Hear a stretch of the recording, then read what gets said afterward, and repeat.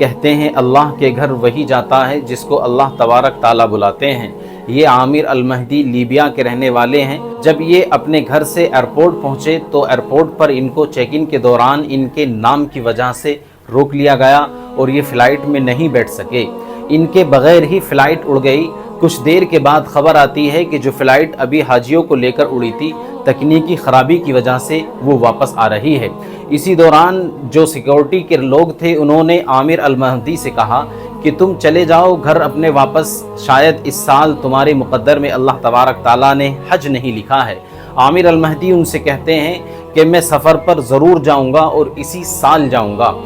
Flight واپس آتی ہے اور اس کی جو تکنیکی خرابی تھی اس کو دور کیا جاتا ہے۔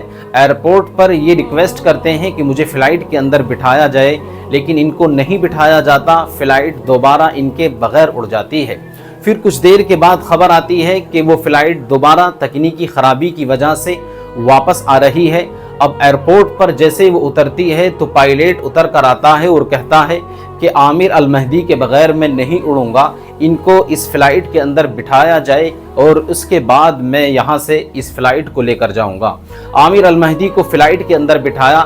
آپ دیکھیے کہ عامر المہدی کے فلائٹ میں بیٹھنے کے بعد وہاں کے اسٹاف اور پائلٹ کس قدر خوش ہیں۔ اللہ تبارک تعالیٰ نے اس طرح سے ان کے اس کراماتی سفر کو کرایا۔ اللہ ان کے حج کو قبول فرمائے۔